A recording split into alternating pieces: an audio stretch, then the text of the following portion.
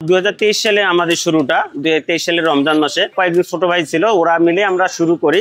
এটা হচ্ছে আমাদের মহসিন হল ছিল, আমাদের মহসিন হলে আমরা বিজনেসটা স্টার্ট করি। যদিও ওখানে একটা বাধার সম্মুখীন হই, বিজনেসটা ওখানে খুব ভালোভাবে করতে পারি নাই। তো পরে আমরা অনলাইনে চলে আসি। অনলাইনে আসার পরে হচ্ছে আমার ছোট ভাইরা চলে যায়, আমি তখন একাই এটাকে রান করি। অনলাইনে অর্ডার নেওয়া শুরু করি, একটা পেজ ওপেন করে অর্ডার নেওয়া শুরু করি এবং ভালো রেসপন্স পাই। তারপর থেকে এটা চলতে থাকে আর কি। প্রথম কথা হচ্ছে যে আমার মাথায় ঢুকে গেছে যে আমাকে বিজনেস করতে হবে, ভিন্ন কিছু করতে হবে। মানে আমার কাছে মনে হয়েছে যে মনে হয় না আইন বিষয় বা আইনের যে প্রেশারটা রয়েছে, আইন প্রেশার, ওটাতে আমি খুব বেশি ভালো কিছু করতে পারবো এরকম আর কনফিডেন্সটা ছিল না। আমার মনে ছিল আমি বিজনেসে ভালো করতে পারবো। এই আমার খাবার দাবার নিয়ে আমার একটা দীর্ঘদিনের আগ্রহ ছিল, যেটা নিয়ে একটা ফ্যাসিনেশন ছিল, যে কারণে এই বিজনেসে আসা। চাকরির প্রতি একটা আগ্রহ হারানোর বড় কারণ ছিল যে কারো আজ্ঞাবহ হয়ে থাকা, মানে একটা নির্দিষ্ট গণ্ডির মধ্যে থাকা, শৃঙ্খলার মধ্যে থাকা। এই জিনিসটা আমার কাছে মনে হয় আমি এটা পারবো না, মানে শৃঙ্খলার মধ্যে থাকা আমার পক্ষে সম্ভব না। এটা দীর্ঘদিন আমি ছোটবেলা থেকে আমার মন যেটা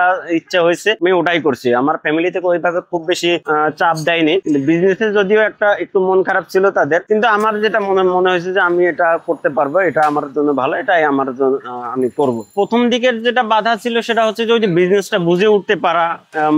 অনেকগুলো অভিযোগ আসতেছিল খাবারের মান বা ইয়ে নিয়ে। অনেক সময় কর্মচারীরা ভুলভাল করতো, মানে একটু মিস্টেক হয়ে যেত ওদের, তো এগুলো নিয়ে একটু প্রেশানিতে পড়তে হতো। আর একটা যেটা বড় বাধা সেটা হচ্ছে যে বাজারের ওঠানামা। আমাদের রেস্টুরেন্টের বিজনেসে বিশেষ করে বড় সমস্যা হয় বাজারের কারণে। বাজারের ওঠানামার কারণে দেখা যায় প্রফিটে অনেক সময় প্রভাব চলে আসে। আমরা তো ইচ্ছে মতো দাম কমা বাড়া করতে পারি না খাবারের, এটা হচ্ছে একটা বড় সমস্যা। নামে মাত্র পুঁজি দিয়ে শুরু করি, পরে বিজনেস যখন অনলাইনে বিজনেস আসলো তখন আস্তে আস্তে যখন কিছু সঞ্চয় হলো, এই সঞ্চয় দিয়ে আস্তে আস্তে আমরা সেটআপ বাড়ালাম, পরিসর বাড়ালাম। এখন আমাদের পার মান্থ হচ্ছে অনলাইন যেটা সেল, আমাদের অনলাইন সেল 3.5 লাখ থেকে 4 লাখ টাকা সেল হয়। এখন শুধু হচ্ছে বিরিয়ানি আইটেম সেল করে, মানে কাচ্চি, মাটন কাচ্চি, গরুর তেহারি, মোরগ পোলাও, চিকেন খিচুড়ি, এই আইটেম গুলো রয়েছে। আর মাঝে মধ্যে আমরা অন্য ডেজার্ট আইটেম গুলো অ্যাড করি। বাইরে মোটামুটি আছে, আমাদের 80% খাবার যায় ঢাকা বিশ্ববিদ্যালয়ে, বাকি 20% আশেপাশের শিক্ষা প্রতিষ্ঠানগুলোতেই যায়।